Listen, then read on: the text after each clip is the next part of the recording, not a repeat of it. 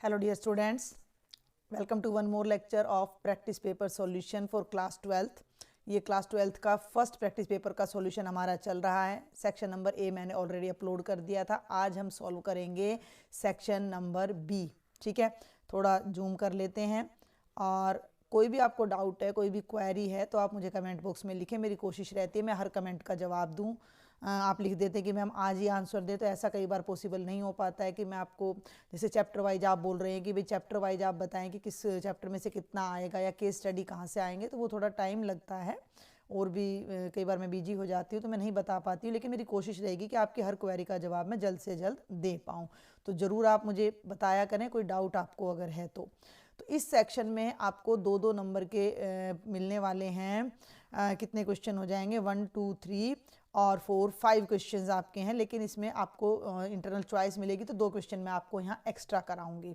चलिए देखते हैं अपना question number 21। Let L be the set of all lines in a plane.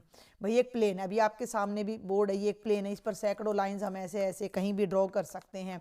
तो उन सभी लाइंस का एक सेट है जिसका नाम एल है and a relation R is defined as L1 L2 and L1 is perpendicular to L2। मतलब R रिलेशन में वही लाइंस आएंगी जिनमें जो आपस में परपेंडिकुलर है। क्लियर है कि L1 L2 के परपेंडिकुलर होगी तो ही रिलेशन में होगी। अगर L1 L3 के परपेंडिकुलर नहीं है तो वो रिलेटेड नहीं है। Show that R is symmetric but neither reflexive NOR transitive. तो ये बहुत ही आसान सा हमारा क्वेश्चन है। सबसे पहले हम बात करते हैं रिफ्लेक्सिव होने की। तो हम सबसे पहले क्या लिखेंगे, 2 ही नंबर का तो ज़्यादा नहीं लेना है। Let L1 is a line that belongs to the set. Set का नाम L दिया है, यस सेट का नाम L दिया है तो उस सेट में L1 एक लाइन है। तो क्लियरली ये बात या ऑब्वियसली भी आप लिख सकते हो कि L1 is not perpendicular to L1। कोई भी लाइन कभी भी अपने आप के परपेंडिकुलर नहीं होगी। क्लियर है, जब L1 L1 के परपेंडिकुलर नहीं है तो L1 इज, इतना बल्कि लिखने की जरूरत भी नहीं है, L1 L1 से रिलेटेड नहीं होगी, यानी L1 L1 का पेयर R को बिलोंग नहीं करेगा।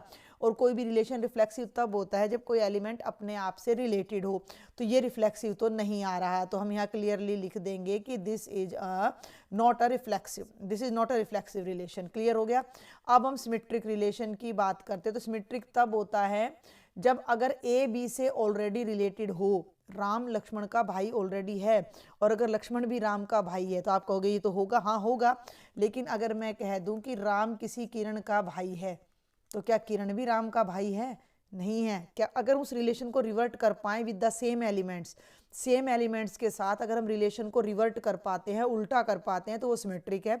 अगर उस रिलेशन को हम आगे पीछे नहीं कर पाते हैं तो वो सिमेट्रिक रिलेशन नहीं होता है। तो हमने मान लिया कि L1 और L2 कोई 2 ऐसी लाइंस हैं कि L1 और L2 ऑलरेडी R को बिलोंग कर रही हैं, यानी L1 L2 से रिलेटेड ऑलरेडी है। अगर L1 L2 से रिलेटेड है तो इसका क्या मतलब है, इसका मतलब है कि L1 L2 के परपेंडिकुलर है। और अगर L1 L2 के परपेंडिकुलर है तो L2 भी L1 के परपेंडिकुलर है। सिंपल सी बात है। भाई ये मेरा हाथ आपको दिख रहा हो तो ये एक लाइन है और ये पेन इसके परपेंडिकुलर, तो इनके बीच एंगल 90 है, उल्टा कर दोगे तो भी वो एंगल 90 ही रहेगा। तो L2 L1 के परपेंडिकुलर हो गई। इसका मतलब जो हमारा L2 और L1 का पेयर था वो भी R को बिलोंग कर गया। L1 और L2 ऑलरेडी R में थे यानी रिलेटेड थे, L2 भी L1 से रिलेटेड हो गया। तो इसका मतलब ये जो रिलेशन है फॉर ऑल L1 L2 हो जाएगा जो कि हमारे सेट L को बिलोंग करेंगे। तो दिस रिलेशन इज सिमेट्रिक। और जहां तक ट्रांजिटिव की बात है तो इसी तरीके से आप ट्रांजिटिव प्रूव करोगे। थर्ड वन, ट्रांजिटिव में अब मेरी बात को समझने की कोशिश करेंगे। देखो मैं आपको पहले ही प्रैक्टिकल दिखा देती हूँ। ये है आपकी लाइन L1 जो कि L2 के परपेंडिकुलर है और L2 किसी तीसरी लाइन L3 के परपेंडिकुलर है। तो L1 और L3 परपेंडिकुलर नहीं होंगे बल्कि पैरेलल होंगे। राम लक्ष्मण का भाई है, लक्ष्मण भरत का भाई है, तो राम भरत का भाई होता है। यानी रिलेशन एक से दूसरे के बीच में भी वही रिलेशन है, दूसरे से तीसरे के बीच में भी वही रिलेशन है, और वो पहले से तीसरे तक वो रिलेशन यूं का यूं पहुंच जाता है तो वो ट्रांजिटिव होता है, वरना नहीं होता है। समझ में आ रही है मेरी बात? आ रही है कि नहीं आ रही है? ए बी का फादर है, बी सी का फादर है, तो ये इसका फादर नहीं है, ग्रैंडफादर हो जाएगा, तो वो रिलेशन ट्रांजिटिव नहीं हो रहा पहले से तीसरे तक जाने में। तो हमने मान लिया कि L1, L2 और L3 तीन ऐसी लाइंस हैं कि L1 और L2 तो रिलेटेड हैं और L2 और L3 भी रिलेटेड है। तो क्या मतलब है, L1 L2 के परपेंडिकुलर है और L2 L3 के परपेंडिकुलर है, but L1 is not perpendicular to L3, तो ये रिलेशन ट्रांजिटिव बिल्कुल भी नहीं होगा और ये हमने प्रूव कर दिया है। ये बेहद ही आसान सा अपना क्वेश्चन था। इसी में आपको एक इंटरनल चॉइस दी गई है सेकंड चैप्टर से, cos inverse 1/2 plus 2 sine inverse 1/2 की वैल्यू फाइंड हमने करनी है। भाई 2 नंबर का है तो आप क्या करोगे, हमने मान लिया let cos inverse 1/2 is equal to alpha, cos alpha is equal to 1/2, cos की वैल्यू 1/2 कितने पे होती है, 60 पे होती है, तो π/3 आ जाएगा। क्लियर हो गया। अब इसको ले लो, हमने मान लिया कि साइन इनवर्स 1/2 क्या है, बीटा है, तो ये हो जाएगा sine beta is equal to 1/2, तो साइन की वैल्यू 1/2 कितने पे होती है, 30 पे, तो ये π/6। तो भाई अल्फा की वैल्यू आ गई π/3, बीटा की वैल्यू आ गई π/6। अब इस स्टेटमेंट पे आ जाओ, स्टेटमेंट है cos inverse 1/2 plus 2 sine inverse 1/2। cos inverse 1/2 को मैंने अल्फा लिया था, अल्फा की वैल्यू आ गई π/3, इसको मैंने बीटा लिया था, बीटा की वैल्यू आ रही थी π/6, तो 2 से ये 6 कैंसिल हो जाएगा और ये बनेगा π/3 प्लस π/3 और दोनों को ऐड करोगे तो 2π/3। बिल्कुल आसान सा क्वेश्चन है ये हमारा। अब चलते हैं क्वेश्चन नंबर 22 पर।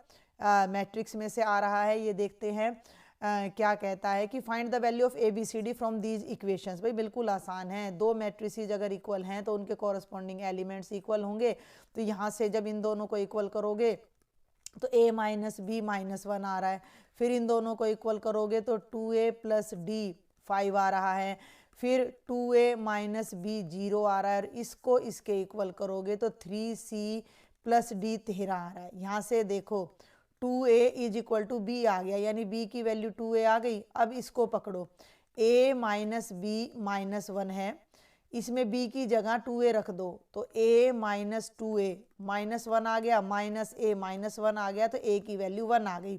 अब A की वैल्यू को पहले यहाँ पुट कर दो, कहीं भी कर लो, ये आपको थोड़ा स्लाइड कर लेती हूँ मैं इस तरफ, है ना। तो ये हमारा बन रहा है 2A plus D is equal to 5, तो 2 into 1 plus D is equal to 5, ये 2 बनेगा, 2 राइट में जाएगा, 5 में से माइनस हो जाएगा, तो 5 माइनस 2 3, तो डी की वैल्यू 3 आ गई, ए आ गया, डी आ गया। अब ए की वैल्यू को यहाँ पे वापस पुट कर दो, ए माइनस बी माइनस 1 है, ए की वैल्यू 1 आ रही है, तो 1 माइनस बी माइनस 1 है, 1 को राइट में ले जाओ तो माइनस 1 माइनस बी की वैल्यू माइनस 2, तो बी की वैल्यू 2 आ जाएगी।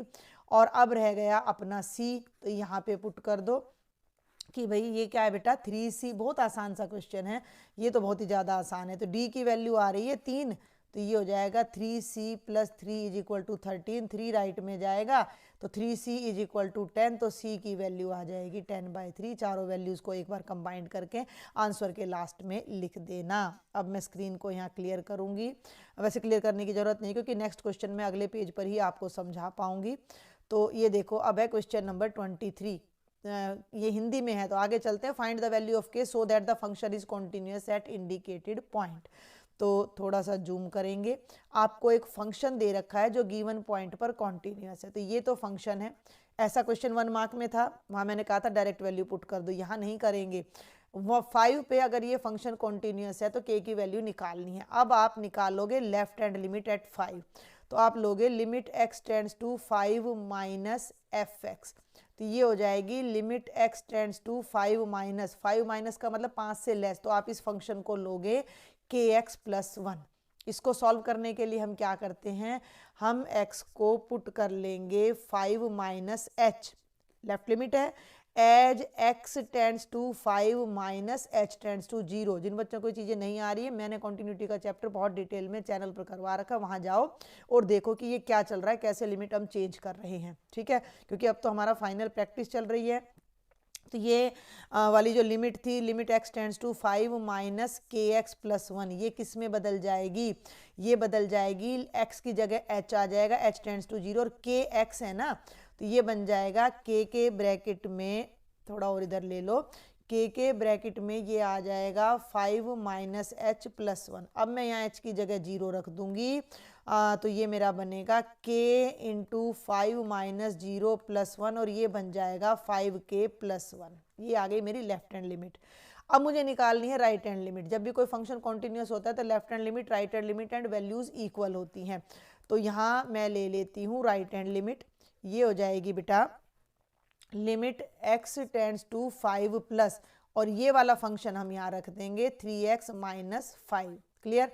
अब मैं x को पुट करूंगी 5 प्लस h, तो h की लिमिट 0 पे चली जाएगी और ये बन जाएगा लिमिट h टेंड्स टू 0, 3 के ब्रैकेट में आएगा 5 प्लस h माइनस 5। जब इसको 0 पुट करोगे तो ये बन जाएगा 15 माइनस 5 यानी 10 आ जाएगा। क्योंकि फंक्शन कॉन्टिन्यूस है तो दोनों लिमिट्स इक्वल होनी चाहिए, तो हम यहाँ 5k प्लस 1 को 10 के इक्वल पुट कर देंगे और जब इसको सॉल्व करेंगे तो हमें k की वैल्यू मिल जाएगी। तो ये हो जाएगा 10 माइनस 1 9 आ जाएगा और k की वैल्यू आ जाएगी 9/5, जिसके लिए हमारा फंक्शन क्या होगा, कॉन्टिन्यूस होगा। तो ये फ़र्क है 2 मार्क्स में और 1 मार्क में इस क्वेश्चन का आने का।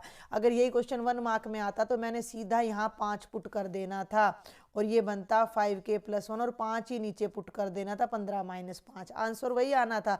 लेकिन 2 मार्क्स के लिए आपको डिटेल सॉल्यूशन देना होगा। आगे चलते हैं क्वेश्चन नंबर 24 पर। थोड़ा जूम कर लेते हैं। 24 में फिर से 2 पार्ट्स आ जाते हैं। पहला पार्ट देखते हैं, verify that function y is equal to x sine 3x is a solution of this differential equation. तो फंक्शन को पकड़ो, डबल डेरिवेटिव तक जाओ, अपने आप आ जाएगी, नहीं तो हम इसमें पुट कर देंगे। ठीक है, थोड़ा सा हम इसे लेफ्ट कर लेते हैं, फंक्शन लेते हैं y is equal to x sine 3x। First derivative निकालो y dash, first function as it is sine x का हो जाएगा कोस 3x into 3 plus sign 3x। फिर निकाल दो डबल डेरिवेटिव। अब देखना ध्यान से, 3 आगे आ गया और x आगे आ गया और cos 3x का डेरिवेटिव हो जाएगा माइनस साइन 3x इंटू 3। ध्यान देना है, हमने क्या किया है, इसको एज इट इज रखा है और इसकी डिफ्रेंशिएशन की है। क्लियर हो गया।